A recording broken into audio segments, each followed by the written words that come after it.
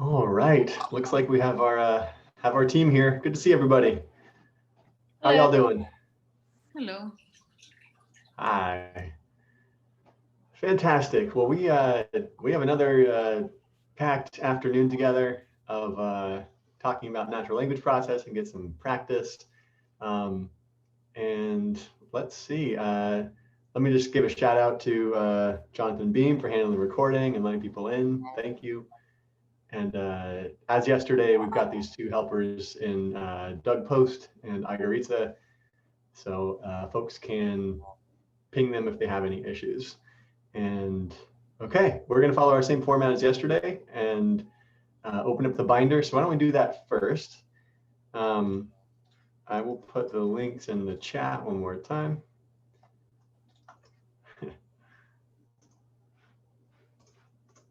There you go. So in the chat, there's the binder button and the GitHub repository for your reference. Just click the top one, and it should start up this screen. I'll show you what mine looks like. So yeah, mine's been doing this for a couple minutes. That's not unusual. Yours will take a few minutes as well. Yeah, but the upshot is there, you've got a cloud environment with a set number of set package versions. It's all there. All the data is in one spot, and you can play around, not break anything. So once again, a very useful tool. Today we are working through, and that's it for now. Today we're working through just mostly some notebooks. So no slides. We're going to have a lot of time to work on challenges, and I can help you through them. Yesterday was all about getting the content, and it was kind of heavy, a lot of concepts. Today it's all about practice. So there you go. So you've got your binder starting. The first thing I want us to do actually is a bit of review. So I'm going to put you in breakout rooms one more time. I'm going to make them a little bigger today. And what I want you to think about is what's one thing you remember that you're taking away from yesterday? I'm just working the memory muscle, trying to get everything present, because we're going to be reviewing some of that material, but I want to know what's sticking. So think about that for a second while I figure out how to do, oh, I got to close my chat. Oh. Did my buttons move? How do I start a breakout room? This is weird. Jonathan, could you help? Oh, there we go. All right. There we go. Let's do, yeah, we're just going to do 4 rooms. So again, just drop in, and each person gets a chance to share one thing they remember from yesterday. And it's going to be pretty quick, like 2 minutes. And the rooms are open. Go.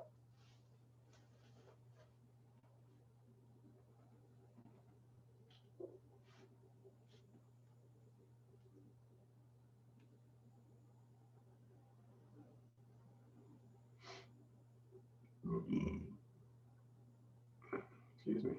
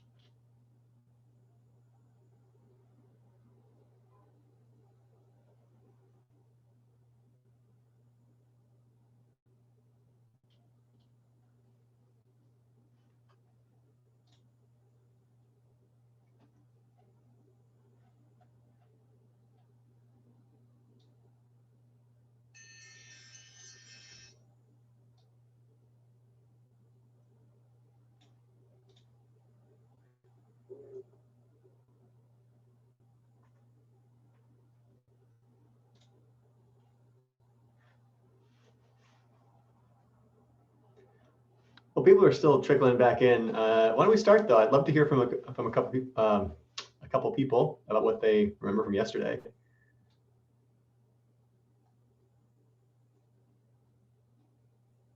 Just how much of text processing is, or how much of text work is the pre-processing, and how that might be like more of my time than I expect. Excellent. Yes, that is solid. I'm really glad you got that. Our efforts are not for nothing. Who else?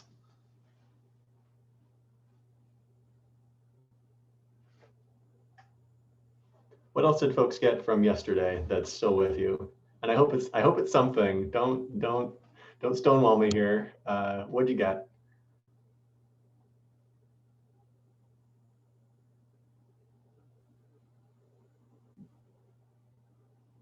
I just really enjoyed seeing the whole process because I had read a lot about it, but I had never had someone spell it out in terms of step by step. So it's just really awesome for me. I've only been doing Python for like a few months, and I've been only doing it in terms of data analysis. So it was really, really nice to see a step by step. Oh, excellent. Okay, thank you. That's very encouraging. We got time for one more. Who else wants to share?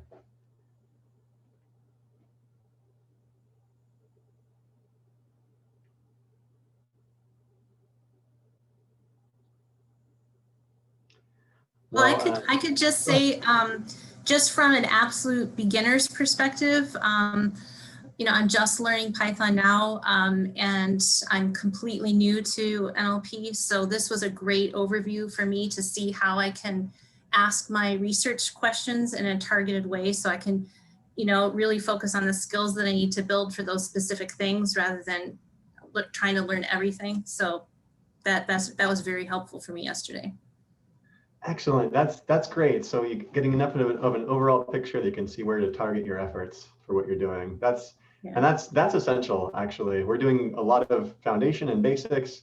Whatever your domain is, there's a lot more. I mean, these are touch points, but there's going to be a lot more in terms of formulating research question, getting data, as well as all the particularities of your analysis. So if there was one visual I wanted you to remember from yesterday, it's this one, where you start with a research question, which is you thinking about what you want to have for dinner. You collect the data, which means getting the supplies.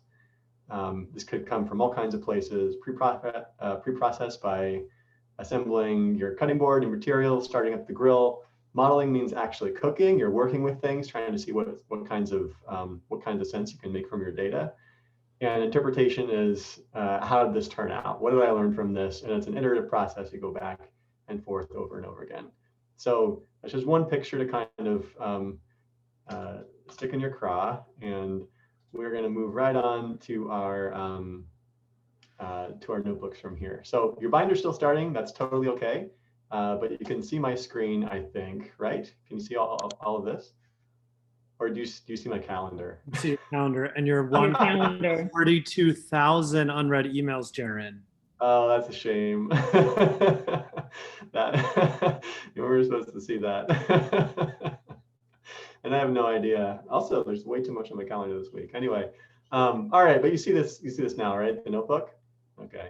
And it's recorded for posterity, so everyone can know what I did the week of October 20th.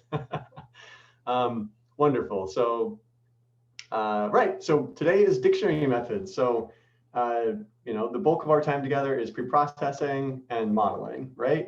And there's so many different ways of doing both, but yesterday we focused on pre-processing. Today we'll do a little review, but our focus is on dictionary methods, which is one of the simplest methods you could do, actually. Simply, you have some concepts you want to measure, you develop some words or use a list of pre-developed words that relate to those concepts, so that you can put documents into categories and measure the prevalence of those categories through a corpus of documents. So a dictionary is a list of words related to a category. And one of the simplest applications is what we call sentiment analysis. And that is usually you've got a list of positive words, a list of negative words, and you're classifying documents based on their sentiment, often just by counting up words that you would think are positive, counting up words you think are negative, and comparing their proportions. Pretty simple. Right, so this is a really important thing to practice because it's one of the most long-standing ubiquitous methods in any kind of automated text analysis or natural language processing, including social science, but really anything. And one of the things that some of the things it allows us to do are classify text into themes, measure tone, sentiment, look at psychological processes. I mean, I've used these for a lot of other applications as well. These are just a sample. And yeah, so today we're going to do sentiment analysis on a corpus of music reviews from some place called metacritic.com. We're also going to be using a weighted dictionary of concreteness and abstractness measures of words in 2 novels by Jane Austen and what's her name? Alcott, Garland for Girls. Someone knows her first name, I forget. Yeah, but one more note here, dictionary-based analysis really works well when you have known and fixed categories. They often are developed from expert knowledge or they're kind of ported in from some other scenario. We'll talk about some of the details of that. Yeah, so this is an outline. Once you get here, once again, you can click on each of these links and it'll take you to that part of the document. Just a heads up that at the end, we're going through TF-IDF. It's kind of a bonus because it's not strictly in this, it's not a dictionary method, but I hope we have time to get there. And there's also a bunch more resources at the bottom. But let's jump in here. So yeah, learning goals, work with pandas and LTK, get comfortable with Python, and work some rudimentary sentiment analysis. And these are vocabulary if you need that clarified, but I think we covered the main parts. All right, so what's the idea here? Dictionary analysis assumes that the words people use mean something. And even the frequency with which they use words means something. If someone uses a word very readily or very often, we assume that it says something about their worldview, something about their social position, and something about how they construct meaning in their own worlds. So if someone uses a word infrequently, we assume it's an alien concept. If it's frequent, we assume it's cognitively central and kind of on their mind first and foremost. As far as where these words come from, these lists of words we call dictionaries, very often we talk about something called a standard dictionary or a pre-validated dictionary. These have already been created by field experts or people with often large data sets they've been working with for a long time, and they have some scalable set of questions they want to answer about whether it's sentiment or something important in those texts they want to understand. So they create the dictionary to get there, and then they share it with everybody. Now the benefit here is that this already exists. These dictionaries are already validated. There's a lot of studies already using them, sometimes poorly, but we'll get to that. So people will accept it at face value oftentimes if you use Luke or Diction or one of these. So a couple examples here. Diction is a big one. It was created by organization scholars and lets you create your own dictionary, and it's proprietary. Pretty nuanced, 35 subcategories. A lot of these have a lot of subcategories. You saw Luke yesterday. There was that visual, it's even bigger. And Luke, I keep saying this, what I'm referring to is LIWC, Linguistic Inquiry and Word Count, which is from psycholinguistics, and it's also proprietary. And yes, we talked about this yesterday. One we will use today actually is the MPQA, the Multi-Perspective Question Answering Dictionary. They have their own corpus and everything. If you find, once you get to this page, you can click on the link and it will take you to the website to learn more about them. Another popular one is Vader, Valence Aware Dictionary and Sentiment Reasoner. If you're working with social media data, this is a really solid option to get sentiment analysis. And all these things can give you a lot of different results depending on what you want, but that's mostly sentiment analysis. And then the Harvard General Inquirer was one of the first standardized dictionaries that's still in common usage. So the caveat here, standardized dictionaries aren't always appropriate because the people use words in different ways in different contexts. So as a great example of this, there were some papers that applied the Harvard General Inquirer, which is supposedly kind of universal, transportable. You can use it in all kinds of different contexts. And they used it to classify tone in corporate earnings reports. So great, you take something universal, it should work in this context too, right? It turns out that the valence of words shifts based on the uses of words in this context. So talk about vice president. versus the word vice, as in vice versus virtue. And you're taking a neutral word that's part of a title and classifying it as negative, which really screws things up. The word tire, if you're talking about automobile industry reports, it's not a bad thing. It's an object. It's neutral.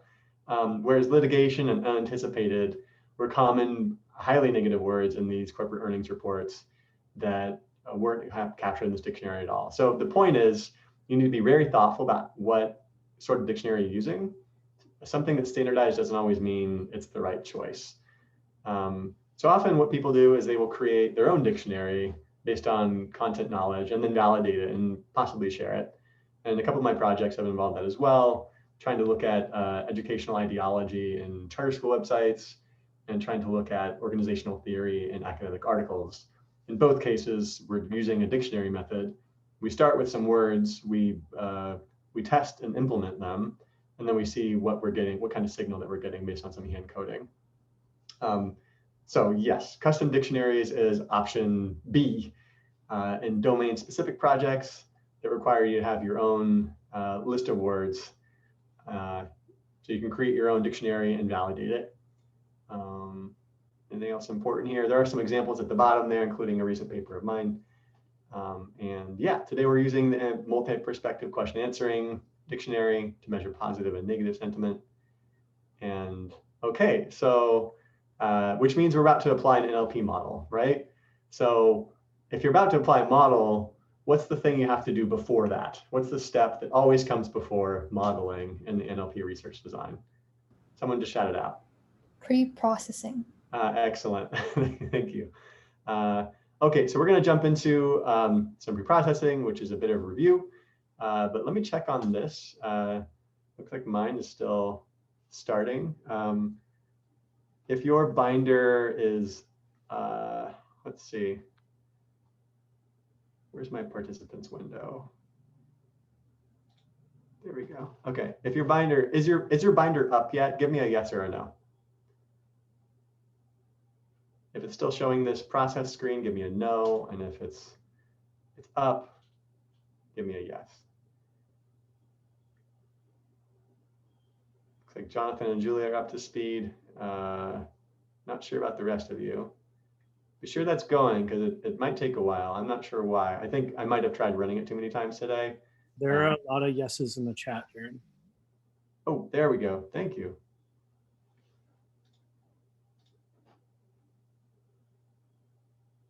Okay, Valerie's still using what she got from GitHub. That's fine. Oh, it's up for a lot of you. That's really good. Thank you, Jonathan, for putting that up there. Okay, nice. Okay, I think we're okay. So let's march on. And mine's getting stuck, but it looks like most of you are all right. So you can follow along here. So first off, yesterday I got stuck on something that was meant to be a challenge for you, and I kind of traced back through that just to make sure I could tell you what was going on. So to read in multiple files, we use this glob package, right? Gives you a list of file names. And as yesterday, I created an empty list. I defined the column names. This is optional, but it's a nice thing to do because the header is missing from a lot of these Amazon reviews. Loop through the file names. We just do 2 of them because they're pretty long files. I read the data frame, coerce the column to a list. I did mention this yesterday, and then you extend it to the list, which means you don't stick a list onto a list. You actually take each element and add it in, so it just maintains one list instead of multiplying into several. And this works. The thing I forgot yesterday was actually this step. So I was reading things properly, but then we were appending text in the right structure to something that had data frames in it just from some previous errors. So when you run something iteratively or debug, make sure that you define, you initialize each time. Otherwise you get a bunch of junk. And of course I need to, oh, surprised I didn't do that here. It was in a later statement, but I'll do it here. Okay. Okay, one more review, and this is important because it's central to pre-processing, but also we're going to use it in just a minute. To remove punctuation, you import a list of punctuations. This is very standard. Something's built into Python. Load it into a file. It's just a silly text. Read it, and then this is important. So you create an object by joining with with nothing. You can do just the two apostrophes together, or single quotes rather, and so that'll stick all the elements together. But this is a list comprehension, so it actually for each character in a text, it'll stick them together and from the list, as long as the character's not a punctuation. So we did go through this yesterday. I hope it's not too super mind-boggling, but just to be aware of the format here. So you've got, and this is what comes out of it. Whereas for comparison, if you just read the text as it came out, that's what it looks like. And if I added a space in here, you might be wondering, it would look really weird because you don't like, it'll iterate through and it'll keep the spaces as well. So that's why they're still in here, because we're iterating over characters in a long string. There you go. Okay, I'm gonna keep an eye on the chat here. Yes, yeah, there are some small changes, and thanks, Agarita, for helping the chat. Right on. Okay, so now that's just from the review. Let's get some new data now, and we're going to work using this data for some sentiment analysis. So this uses pandas, reads a file that we have locally, and then looks at the header, or rather the head. Nice. Okay, so these are music reviews. Again, don't worry about the details. It's already been secured for you. And if you want to see what's in the genre column, we're going to use this one a lot, just to get you sensitized. Pop and rock are highly represented, R&B less so, very little jazz. But yeah. And okay, the next thing we want to do is pre-process this. So very nice that we've got all this information, but the body of the review itself still has capitals and punctuation marks and different casing, right? So we also want to tokenize it. And it looks like it might have got stuck for a second. Give my web browser a minute.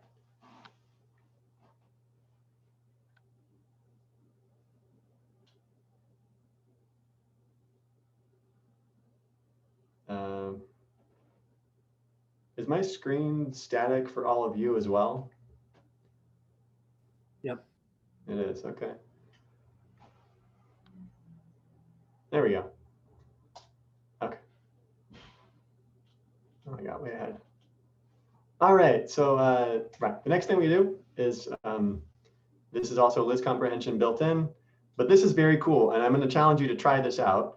For folks that are totally new to Python, this is a great thing to practice anyway, but really I hope you've seen this before. So we're going to transform the body column of the data frame, right? And we do this by using an apply statement, which is a really flexible tool in Python, especially if you combine it with Lambda, which just means like any function that I want, throw it at this thing. So basically for each row of the column, it'll apply to X.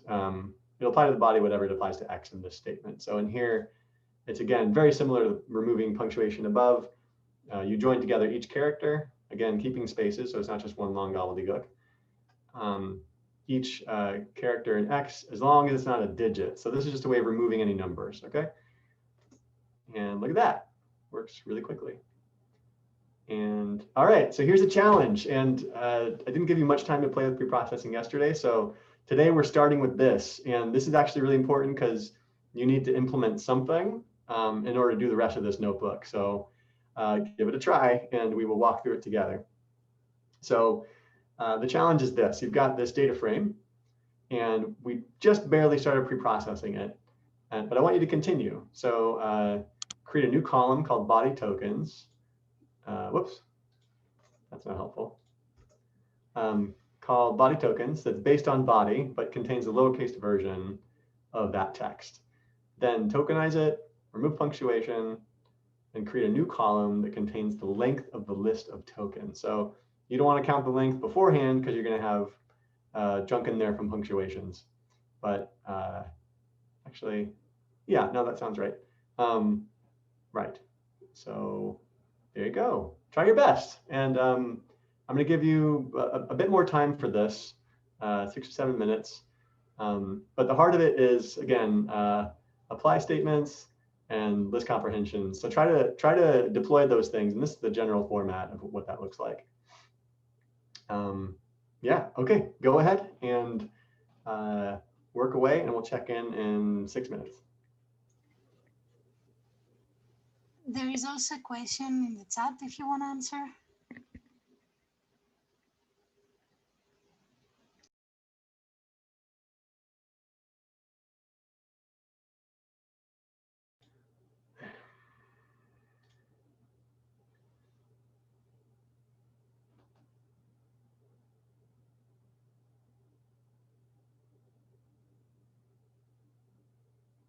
Yeah, and I'll just while you're starting in on this, Mengan asks an interesting question. How do we know when preprocessing is good enough? That's actually a really good question, and it's domain specific, right? Just like anything in this research design, there's kind of a general workflow, but each piece needs to be fine-tuned and validated and hand-checked. So getting to know the data is really, really important. If you've got a lot of URLs and your analysis doesn't use them, then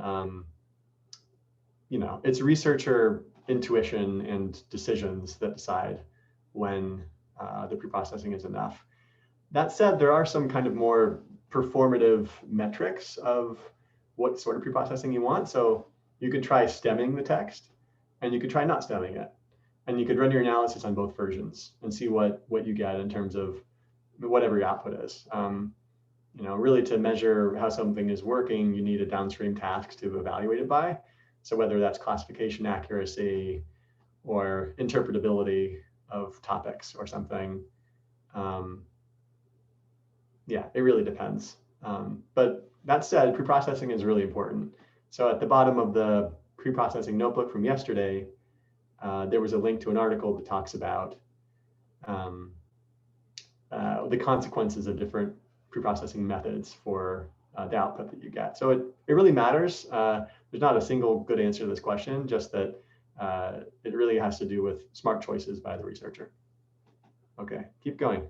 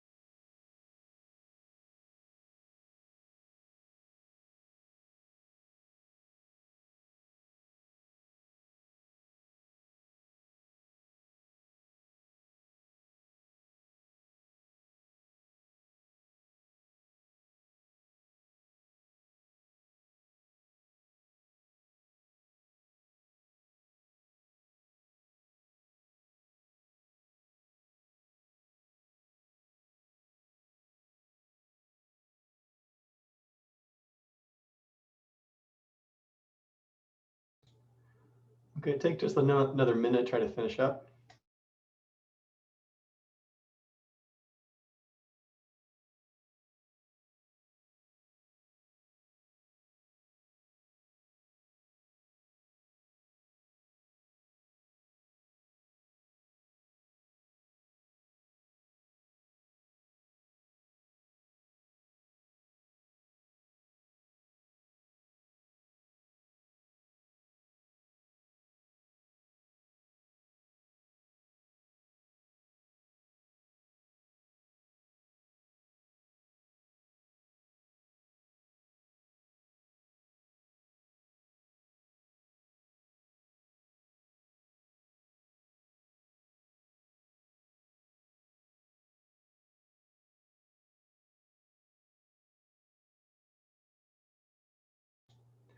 Okay, let's work through this. So how do you lowercase the body column?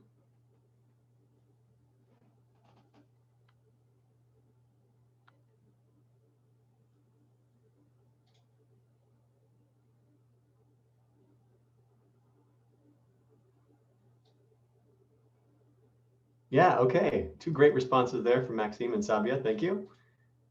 And we borrow those.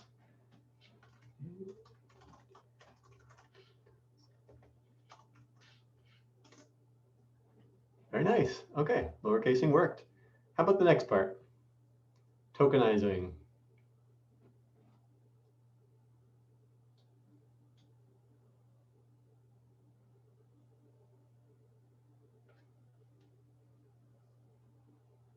Yeah, exactly.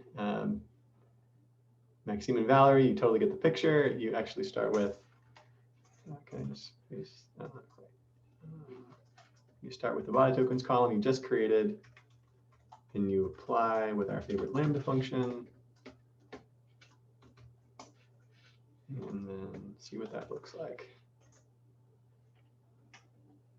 Nice. Okay, so now we've lowercase, we have tokens. We're really doing well here. We still have punctuation in there. So how do you get rid of that? What's the next part?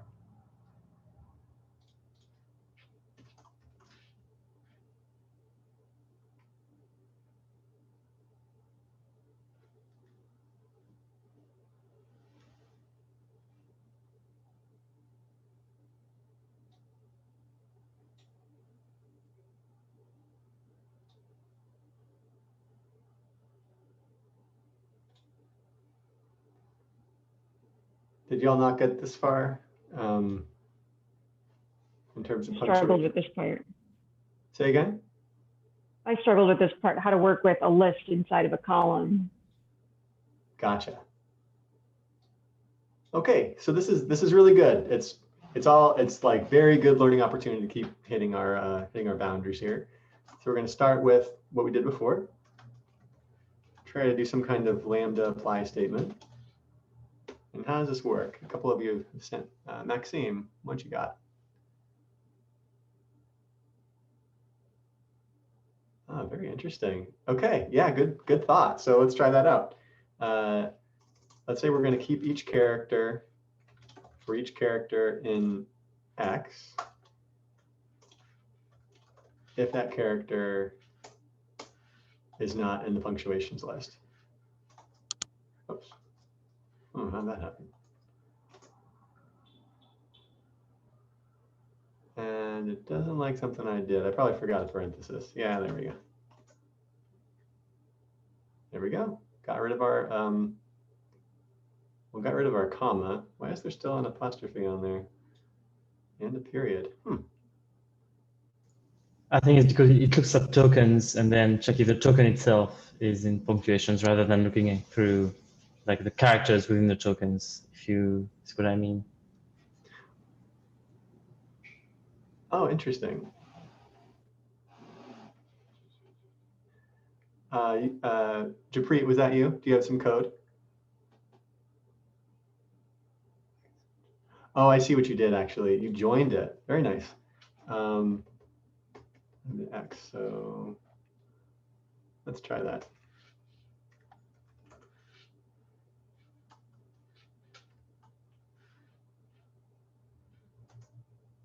whoops. Oh.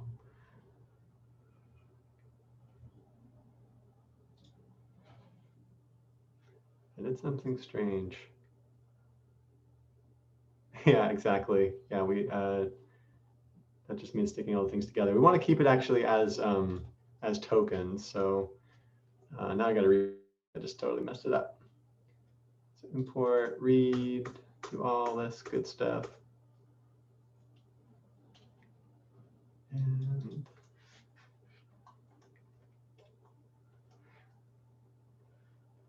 oh, not that part. Good, good, good. I was just checking this to make sure periods and stuff were in it. And yeah, definitely periods. Okay. So we still want a list. Word for word. Yeah, that actually looks right to me. So I gotta check my notes here.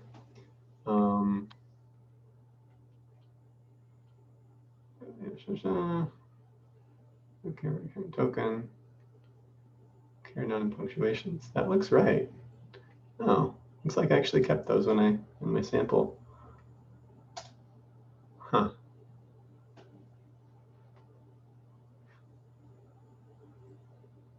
Yeah, I don't know. That looks right to me. It's because we're iterating over tokens, and then for each token, I'm checking each character and only keeping it if it's not a punctuation mark. Oh, what did I do?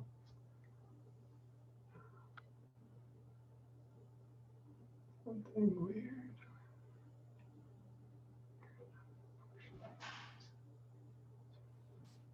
You already changed the body tokens column, so now it just went through the list that you already created. Yeah, okay, I guess you're right. Yeah, you might just be in trouble for doing the same thing multiple times. Yeah, exactly. I thought I just reran everything, but it looks like I got to do that like one more time. And this is like, for this part, this is totally okay, because we got to get it right. There we go. Yeah.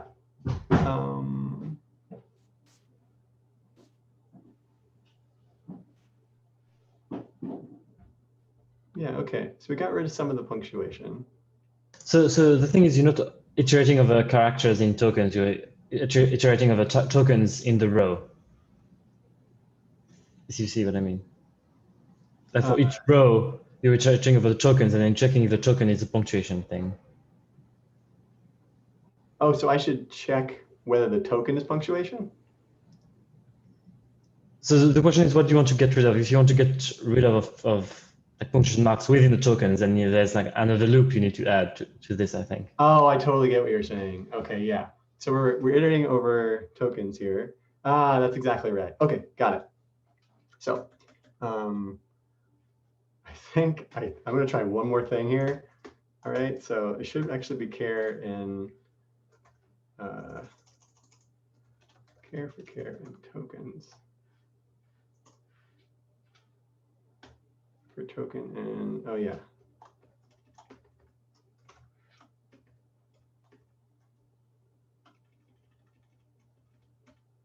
Right, exactly, because it's iterating over a list of tokens.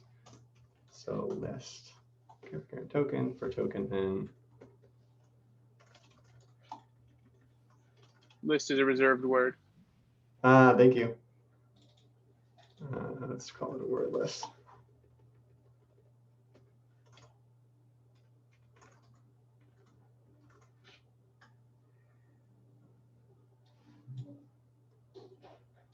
Carry on punctuations for token and word list.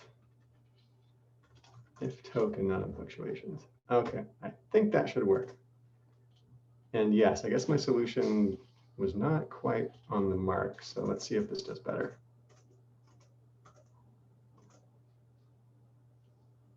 Oh dear.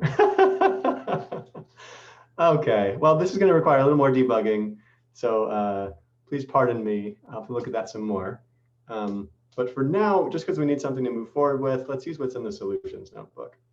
I'm going to copy this and tinker with it later. And unwind this back to where it was before.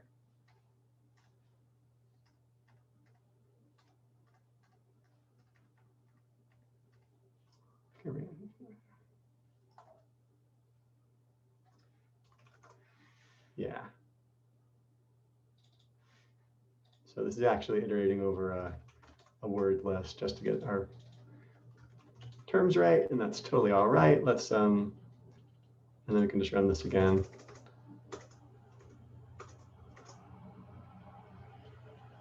Nice. Okay, and then to get the number of words, you would do something very similar by just applying the like function.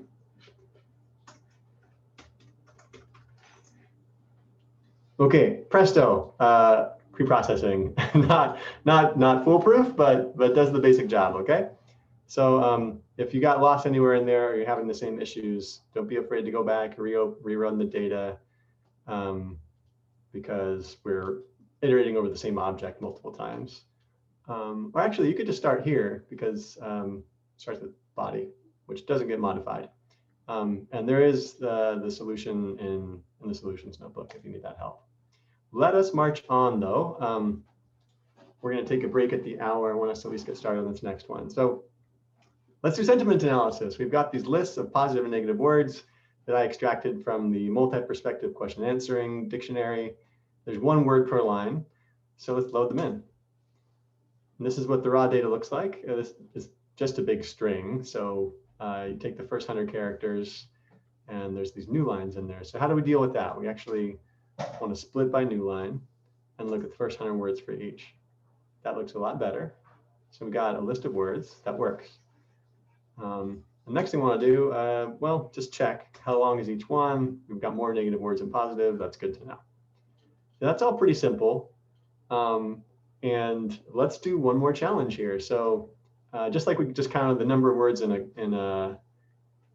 each row of tokens, let's create a column with the number of positive words, another with the proportion of positive words for each row in the data frame. So we're going to go back and use what we just created, df, and df body tokens, and create a couple columns and compare their averages for negative and positive words by genre. So there's a couple layers here, and compare their average scores. So yes, and score here refers to what the reviewer gave them from this database. So it's already a column in our data we have access to. Yeah, okay. So there's a lot of different ways to approach this. I'm going to let you tinker with it for let's say 7 minutes, and then we'll debug together. So try your best, and we will come back and work through it.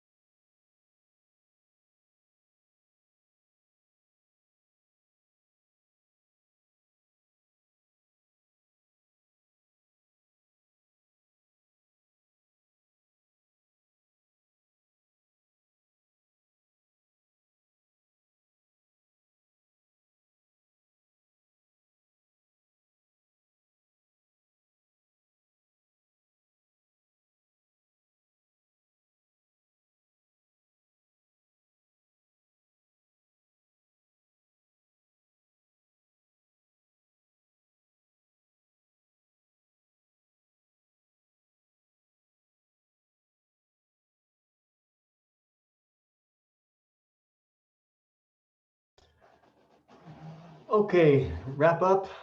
Take another 10, 20 seconds.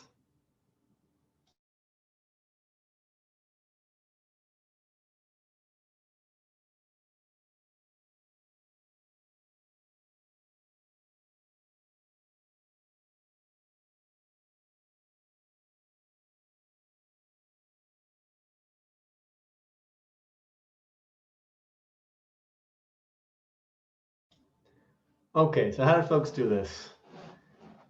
How do you go about counting the number of positive words for each tokenized text in that column?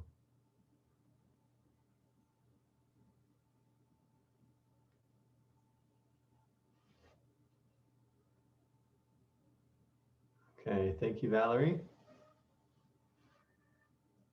Anyone else?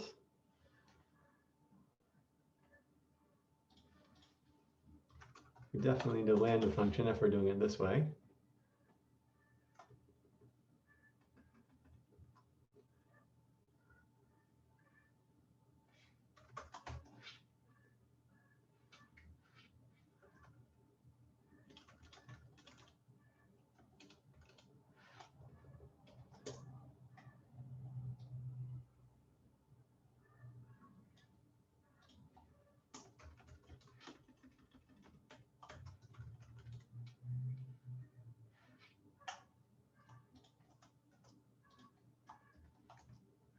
Okay, this is again, the triumph of our deadly duo of apply statements and list comprehensions. And Maxine, that also looks great. Okay, so we're on the same page here. In this case, we're just interested in the number of words, right? We're not going to perform any further operations on the result. So we can just, we can just take the length of the result. Let me move this out of the way for now.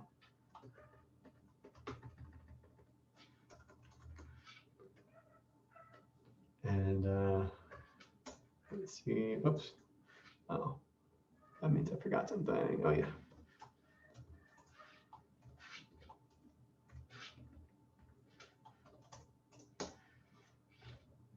See if it works. Oh, I did forget something. Oh yeah, what's missing here?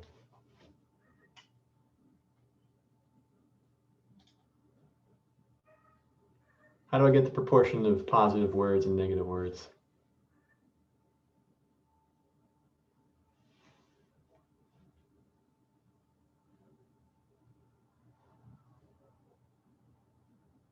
Anyone? There you go. Yeah, Valerie, you got you defined, oh yeah, you said token length, that's fine. And then the number of matching words for each one.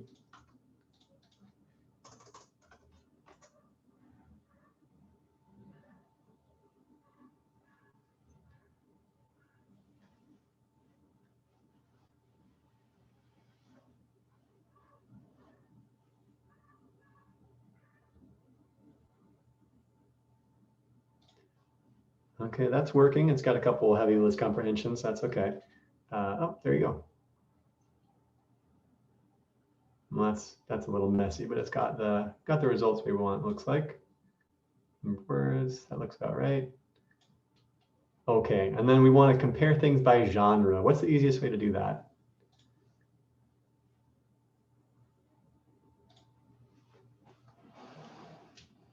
Yeah, Maxime, there you go. Group by. A group by statement is just excellent. So why don't we try that? I'm going to create a new data frame here, and it's going to be a regular, it's going to be your same data frame, but it's going to organize things by the column genre. So let's see what that looks like. Well, well, it's an object, but we can do things with it. And one of those things is, yep.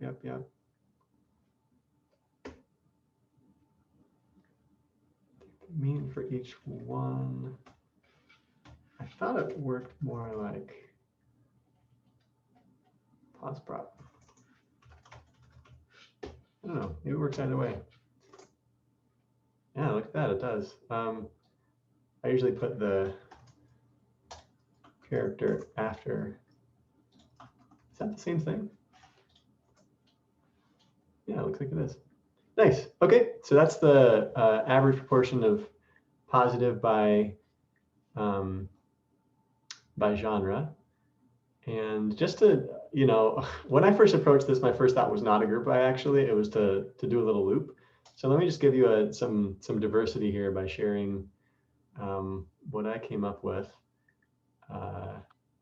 which is the same. I actually decided to create some functions. So if you can see my screen here, if I create a function that counts the number of positive words in a list of tokens and counts the number of negative words in a list of tokens using our dictionaries, we can just apply it and it actually gives the same result. Yeah, but then at the end of the day, you're doing the same thing of dividing the number of positive and negative words by the number of tokens. Okay, and what was the last question here?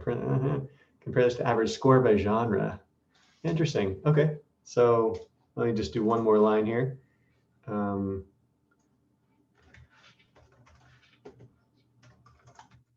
Oh no, we actually want to keep it in grouped. Score. It was the average. Okay, so is this surprising? It looks like, oh, well, it's kind of a mess. So can I do, my syntax might be a little off, but let's try it. Nope, that worked.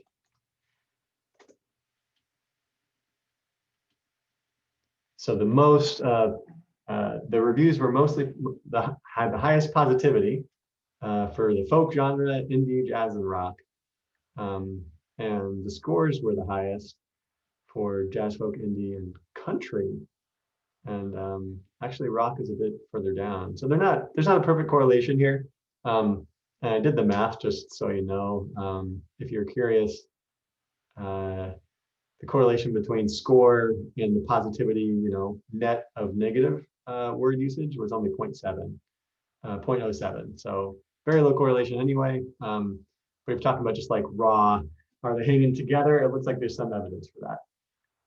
Okay, that was a lot of practice. Thanks everyone for hanging in there. I see a couple more answers trickling in, that's nice. Thank you, Valerie, Maxime, and others for your answers. Japreet, Casey, Salvia, excellent. Let's keep that going. So we're gonna take a little break now. Please get up and don't look at a screen for 5 minutes. I've got a lovely patio facing a bunch of trees. So I'm gonna go out there, give your eyes a break. And we're gonna come back at, let's make it 4:08. It's 4:03 now. So yeah, please take a break. We're gonna come back. We're about halfway done with the notebook, so we're doing great. And we'll do a little more sentiment analysis and then some weighted dictionaries. See you in 5.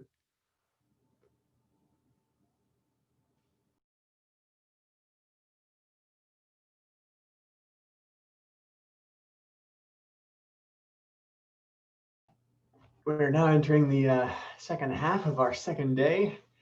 Let's use our time well. If you are back and can hear me, yes, give me a yes, please, in the participants thing or the chat.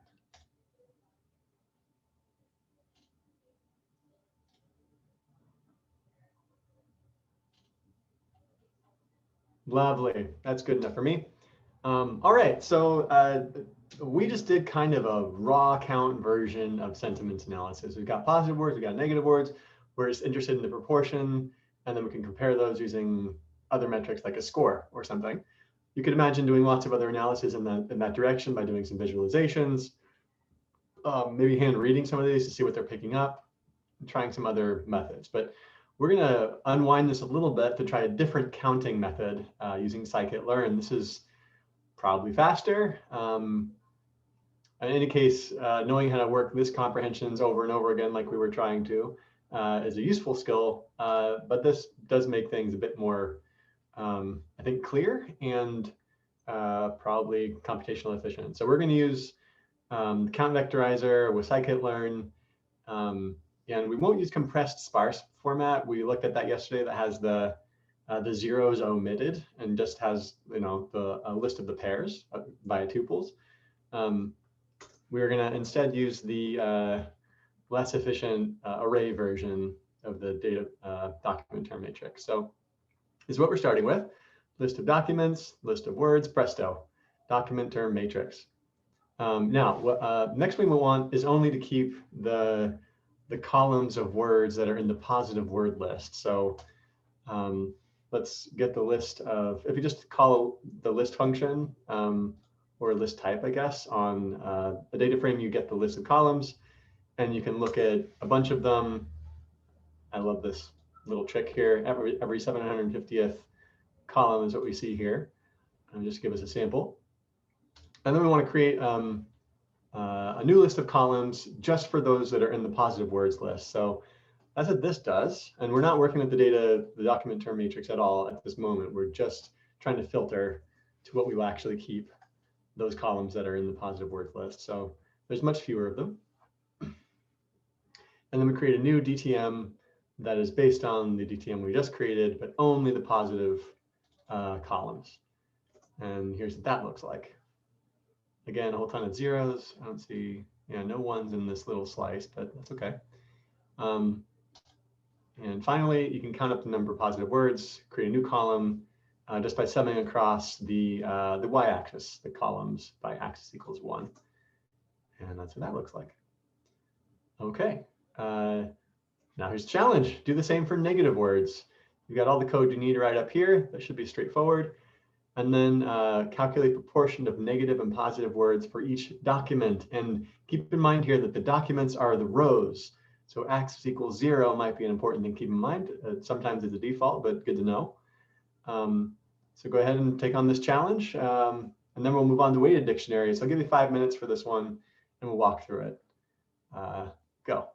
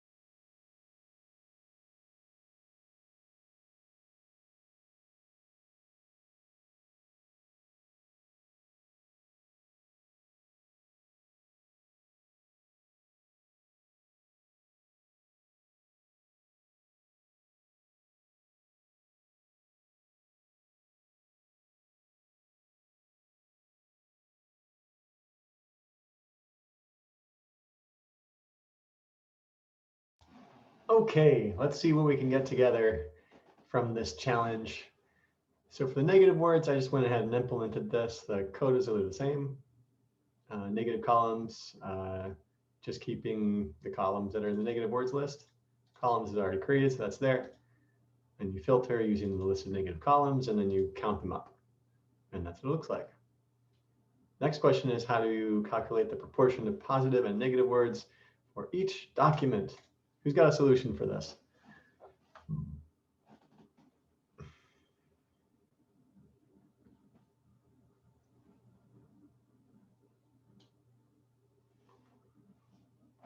Probably something with the negative count.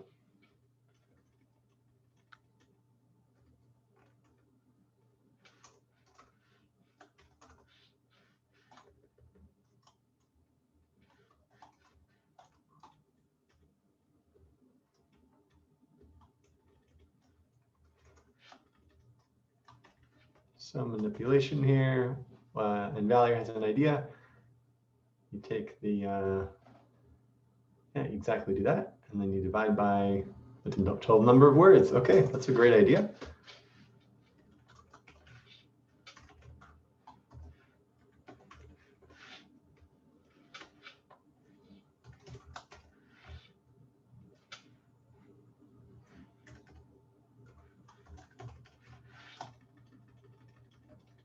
Okay, so just so everyone's on board with this, we're creating a new column in the specific negative and specific positive data frame here for proportion.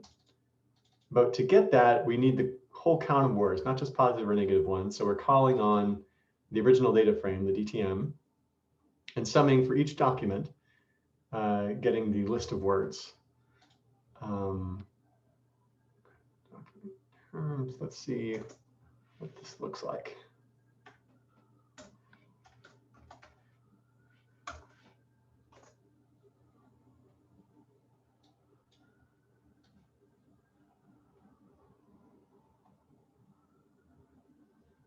Okay, passes the smell test, doesn't it?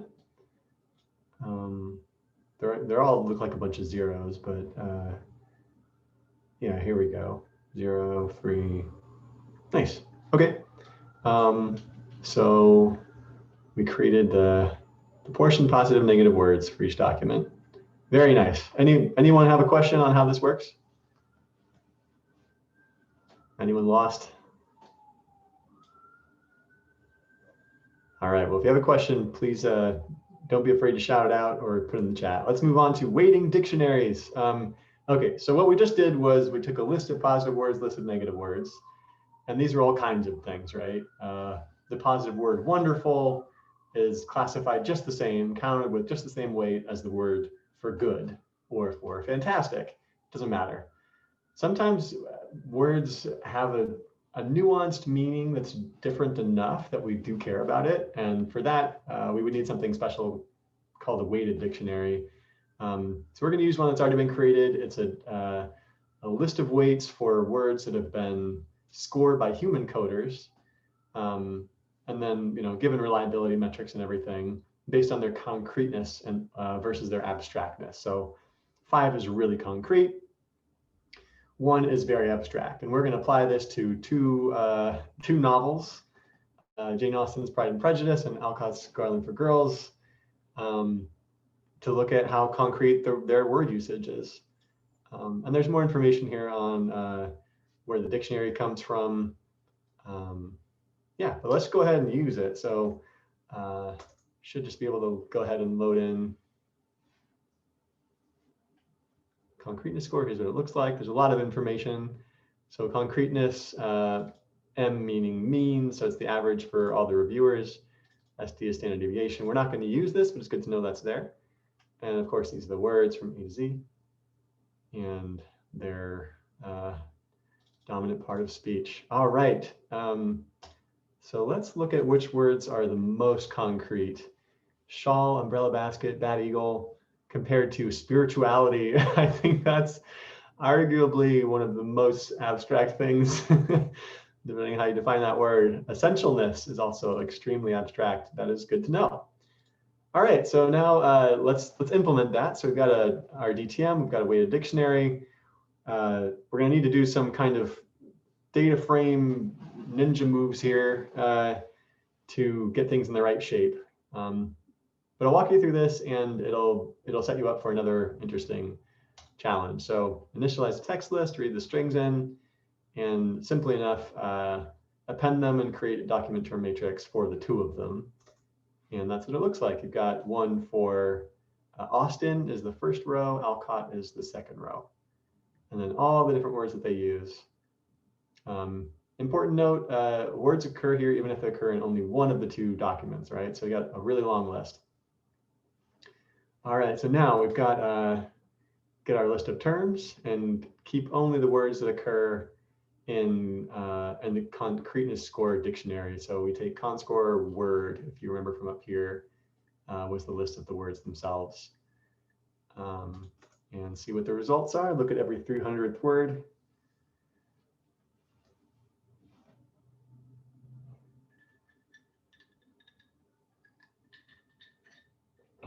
Give that just a minute because there's lots and lots of words in that document term matrix, the two novels, because they're books, they're long. And then we're going to create another data frame, just keeping only the columns that we have concreteness scores for. So we're actually leaving out some words just because they weren't scored. So we're filtering to the, at most, I think it was something like 3,500 words in the English dictionary that they have scores for. Oh, no, I was wrong. 6,000. I thought they only had 3,500 in the original one. Let me remind myself. How did that work? Oh, geez, I was off by a significant margin. 37,000. Okay, that's a lot. All righty. So we've filtered our data frames now. We've got 6,000 columns down from almost 10,000. So we have filtered a bit. Now we're going to transpose that matrix. So turn the words into rows and rename it so that it's easier to follow. And this is almost in a format we can use for our sentiment analysis. Although, well, let's call it a dictionary method because concreteness is different than sentiment. Rename it, make the index a number, and instead of having the word as a number, we actually want to be able to call it easily. So we transform it into a column. And then we merge the two together, and voila. So we've got our original dictionary of concrete words and their loadings for each of the two documents, each of the two novels. The only things we added here were these two, but it took us a bunch of ninja moves to get there. So there you go. We're going to do one more thing. We're going to create a score for each one. So this is how much each word in the concreteness score dictionary contributes to the overall concreteness of each book. So Jane Austen uses the word young 129 times. And young is a relatively sort of concrete word. You can think of what that looks like pretty easily. So it actually contributes a lot to her overall score. Whereas something like abatement occurs only once and has a relatively abstract, or what was that again? I confused myself. 5, I think, is most concrete, right? Gotta keep this straight. 5 is concrete. Yes, 5 is concrete. Okay, so abatement is relatively abstract. That makes sense to me. Only contributes a little bit. Wait, no. Yes, only contributes a little bit to her overall concreteness score. So you've got this thing. We just loaded in. We did some ninja moves. Wonderful. Next question. Use it. Calculate and print the average concreteness score for each text. So think about this before you do it. You've got everything that you need, but make yourself a little plan with the end goal being having an average score normalized over all the words for a text for each of the two documents. And I know you can all do this, so please try your best. And I'll give you 4 minutes for this one. I'm sure you can do it. Go ahead.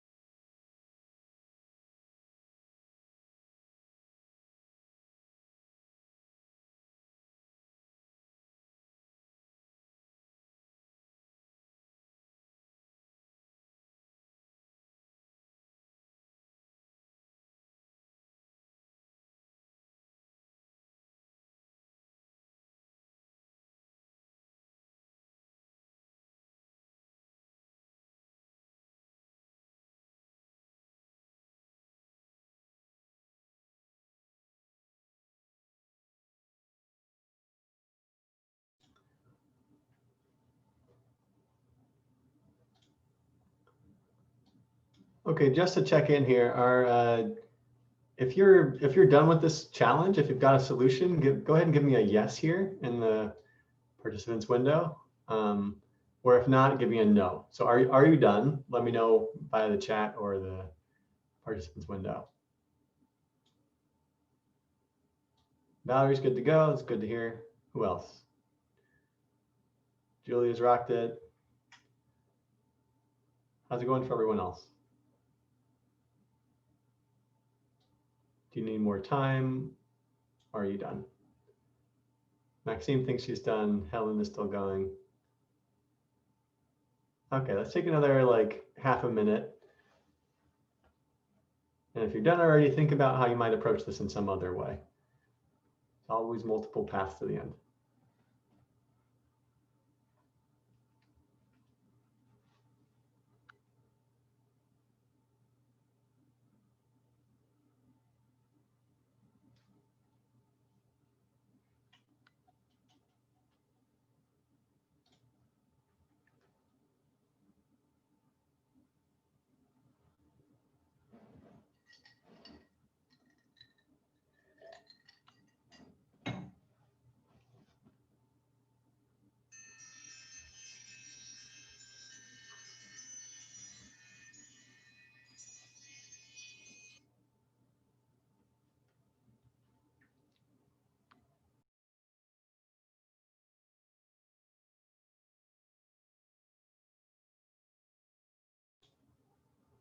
Okay, I think my audio is back on. My computer's a little funny sometimes.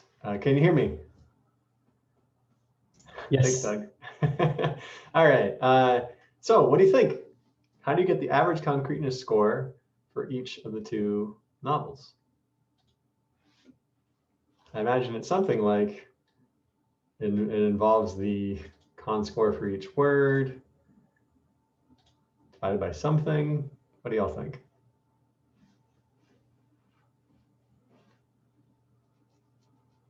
Interesting. Okay, so Maxime and Valerie, thanks for those two solutions. So do we use a print statement? That's definitely one thing we can decide on. And then do we do df Austin con score.sum or sum and then df Austin con score? That's totally valid distinctions here. So I'm just going to do it this way.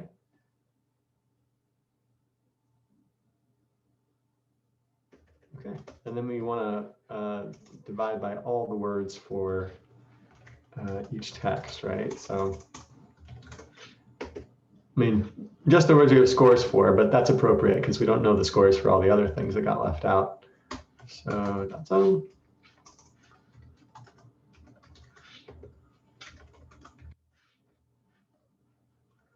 Just keep it simple. I'm gonna just print the two. Okay, so for Jane Austen, concreteness score is 2.78 something something, which means she was a little more abstract than was Alcott. Alcott, her concreteness score is 3.15. So how different is that? I mean, we're going on a 1 to 5 point scale here, and that's what, 0.4-ish? So let's think about that for a second. What's the magnitude here of the difference? So we got these two different scores. The absolute value of the difference is 0.37. The range from the lowest to the highest concreteness score for each word is 1.17 to 5, 5 being very concrete. And the total range there is 3.83. So if we just do some very simple math here, you can take the difference divided by the range and convert it to a percentage. So we've got almost 10% here of the difference between the two texts. So I don't know if that's statistically significant. That would be some further study you could do, but it looks like that's a pretty big difference. And I haven't read these two books, but if you have, you'd probably be able to tell. But something you could do, if you were interested in analyzing this further, is take some passages from both of them and think about what kinds of words they're using. And there's probably something else. Like, this is a great first step, but maybe you want to think about whether that has something to do with their diction, or maybe some regional dialects expressed in there, the use of stop words. There are a lot of different things authors do differently. let's do one more challenge before we get to TF-IDF. Print the most concrete and the most abstract terms for each novel.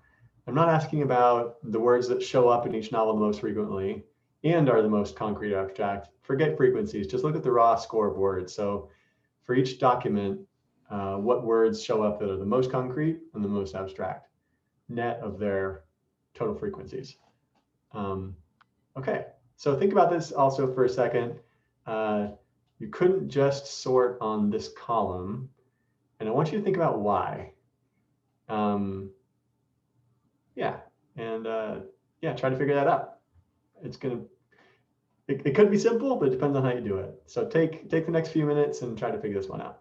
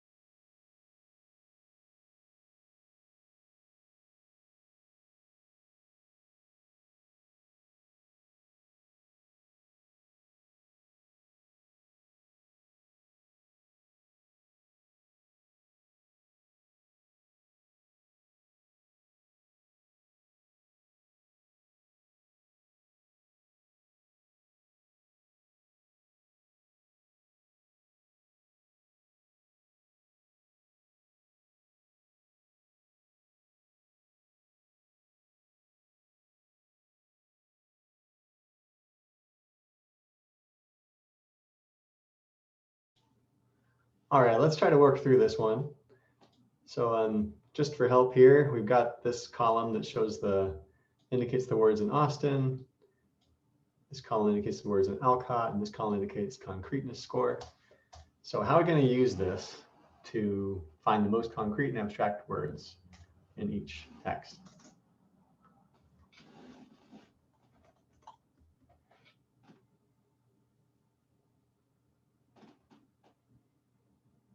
And code is good, but also just high level here, even if you're having connection issues, I see there are a couple of you. What's the first thing you have to do to answer this question? What's the first move you need to make?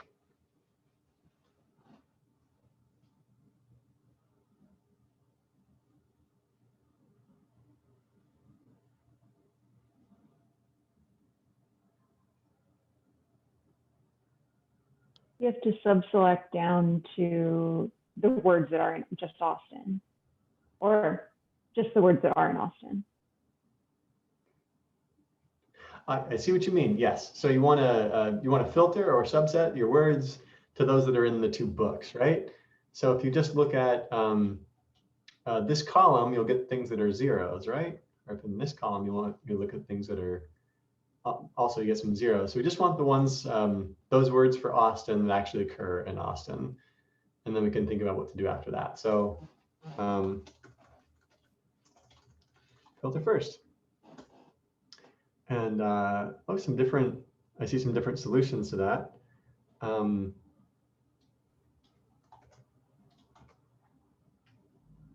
So Valerie's idea is to create a new data frame where just for those words that don't that exist for Austin that occur in Pride and Prejudice. Okay, and then the next thing. Interesting. Okay, what you doing here? So Austin sort values. Oh, good. Okay, so you're sorting the values for by concreteness, and then just getting the word from there and getting a list, and then let's run this. Let's see what it does. Oh, interesting. Okay, good. Austin concreteness or values. It looks like, oh, she's, so this is Valerie's code, and she's showing us the word that is the most abstract and then the most concrete. Let's look at the whole range here. So if we then print.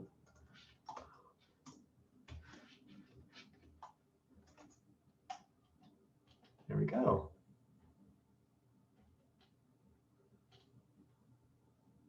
So it's been transformed into a list, which is fine. I think we can do, if we do one more step here and just keep word in conc m, then we keep not just the words. Oh, whoops. That should work. Let's try not transforming it to a list. There we go. So these words for Jane Austen's book, sorted by concreteness. Hope is very abstract. Handkerchief and cup, very concrete. Nice. And the same for Alcott. So good. All right. So that's a quick use of dictionary methods. I have to say, in practice, things are much more complicated than this. I mean, to get to having, a list of words that we know we want to work with that's locally available is a lot of work. So, these are the core pieces, but don't, obviously you should expect that working with data and making the conceptual leaps to think about which tool is the best suited for your question is also a lot of the process. So this gives you a sense of how to work it though, and great to get practice, isn't it? We're going to do one more thing here. We've got about 10 minutes. And there is a bit of a feedback form at the end I'm going to ask you to do. So let's see what we can do with TF-IDF. And I promise we'd spend more time with it. So I put the formulas in here. But just to quickly recap, so term frequency, inverse document frequency is a word scoring method. So whereas the document term matrix just gives you the raw occurrence, right? So for each document, how many times does each word show up? What TF-IDF does is it gives a document-specific weight for each word based on the number of times the word occurs and the word's overall frequency across the corpus. So the IDF, inverse document frequency, is the, you can think of it like the inverse of the proportion of documents the word occurs in. So number of documents the word occurs in as the, oh, that's weird, but number of documents the word occurs in as the denominator, number of documents as the numerator, because it's, yeah, it's been reciprocated. Oh, that's wrong. It's been turned around because we're dividing by this. So the full thing is word frequency for a given word in a document times the number of documents in the corpus divided by the number of documents that have word one in it. And usually, I mean, if we just left it this way, we would get much larger scores for longer documents because there's just more words in them. So usually we normalize it by dividing by the word count on top. So that's the full formula, and you don't have to worry. It's fun to do this by hand. I encourage you to try that.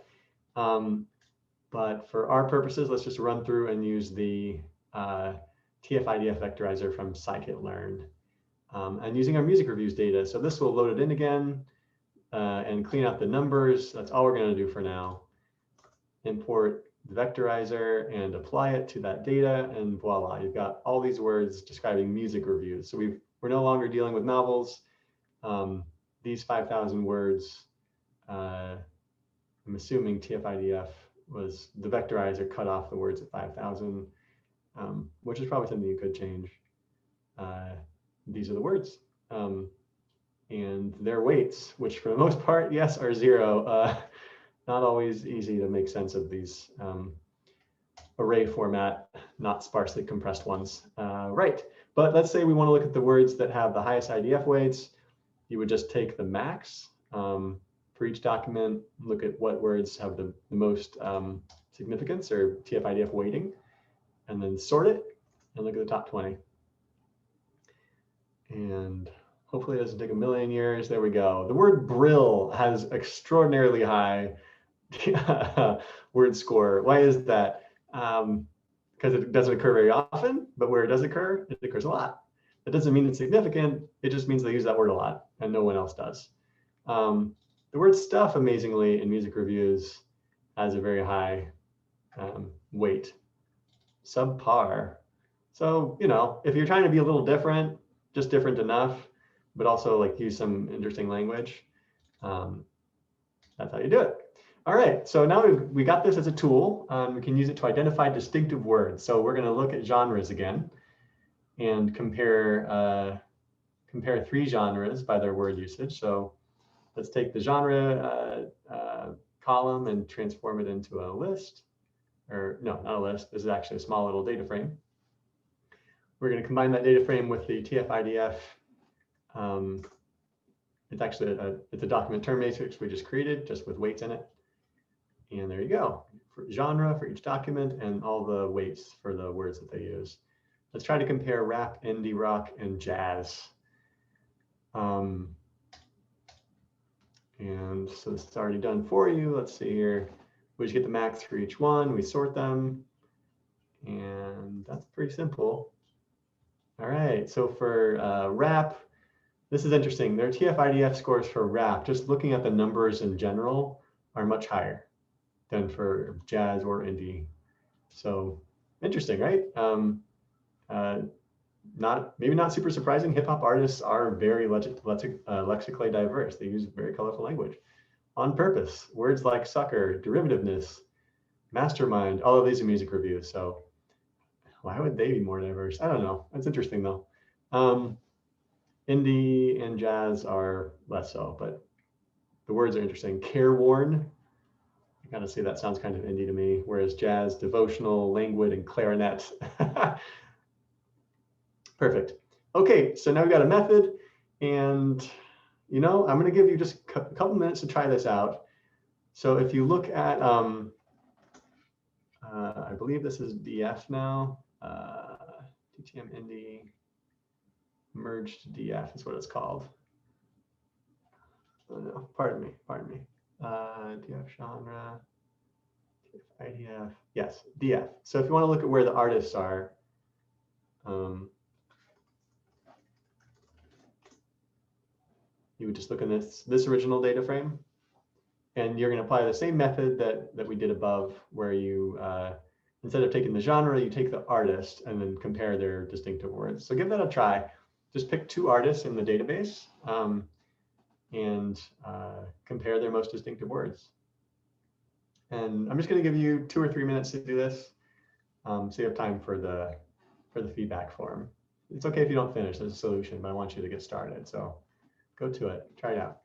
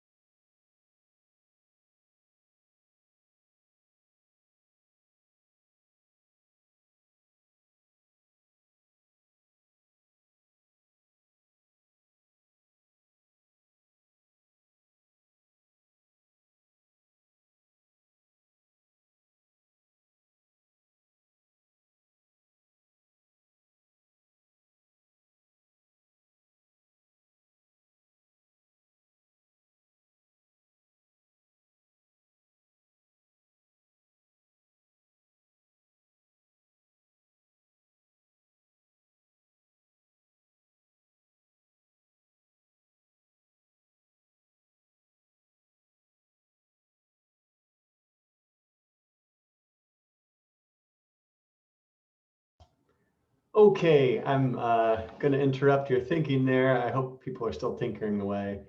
Just in the interest of time, let's look at our pre-baked solutions notebook here. And yeah, you just merge things together in a very similar way. I compared REM and Arcade Fire, and REM, because they had a lot of reviews, not because I'm a diehard fan or anything, if you wanted to know that, but REM uses words like reliably, unfussy, collapse, mostly. Surprising, these are distinctive words for reviews of their music. But interesting, it's like, I don't know, there's somehow a parallel between their language and the language of the artist. Bitterness for Arcade Fire, reflector, redeem. Nice, colorful words. Okay, so thank you. Thank you for that commentary, Jonathan. And I should appreciate it.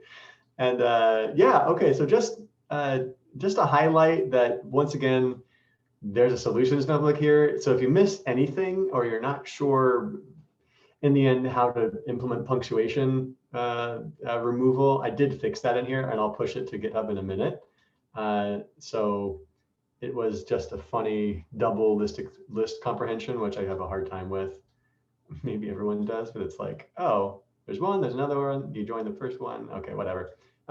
Anyway, I'm just gonna point you also to one more thing here. If you look in the, okay, let's stay in the Jupyter notebook and the binder, just because it's simple. If you look in the extra folder, there's also a notebook on classification. If you're interested in that, there's additional exercises for dictionary methods. There's the Python intro, I think I probably pointed you to, and then more stuff for preprocessing if you want to learn how to remove infrequent words. Yeah, that's in there. So, okay, there's a few more resources there, and also at the bottom here, there's a couple of examples, some papers comparing different sentiment analysis methods. It turns out it really matters which algorithm you use. And some examples. All right, so that's it for me talking. You're welcome, Casey. I'm going to put a link in the chat here. Please go to it and spend just like 3 or 4 minutes filling out the feedback form.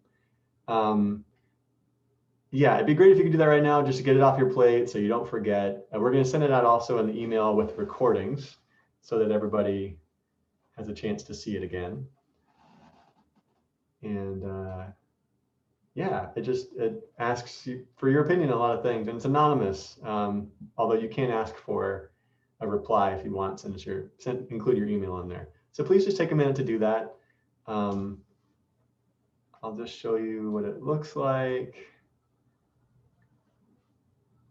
You should be able to get here just by clicking the link in the chat. So please go ahead, and I think I'll just be quiet for 2 minutes and let you finish that as much as you can.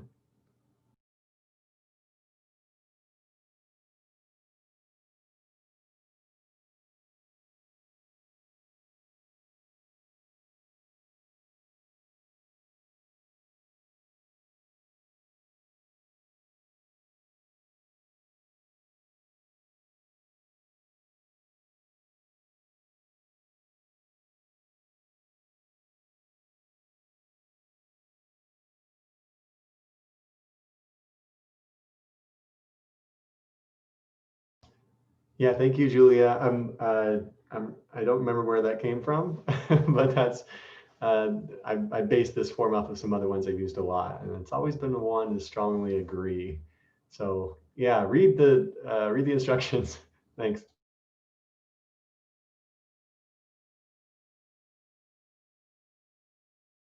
I think because it makes you think about it, it's probably a reverse coding thing.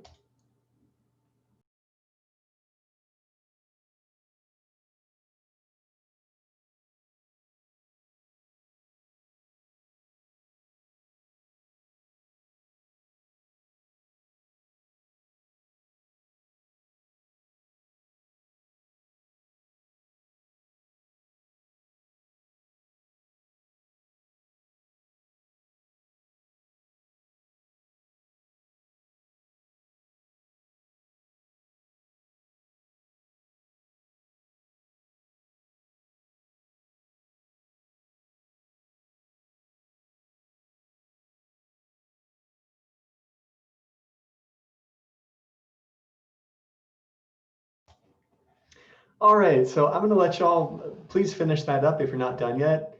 And thank you for using the scales correctly so I don't get a bunch of haters on accident. And it's 5, so I got to let you all go. And just much gratitude for coming. I really hope this is useful. In fact, I don't just hope, I want to see evidence it was useful. So please fill out the form. We're going to send out an email that has the links to the recordings, as well as a link to the feedback form for anyone that wasn't able to finish. So let's just do an awkward party powwow goodbye. Please turn on your video cameras and your audio for just a second. And before you say something, let me ask you to come up with 2 words that express what you're taking away from this workshop. And I'm just going to count us all to 1, 2, 3, and then we're all going to say them. But come up with your 2 words first. Just think for 5 more seconds. Okay, on the count of 3, you're going to say your words. 1, and turn your audio and your video on. 1, 2, 3, go. Community Processing. Fantastic overview. Interesting.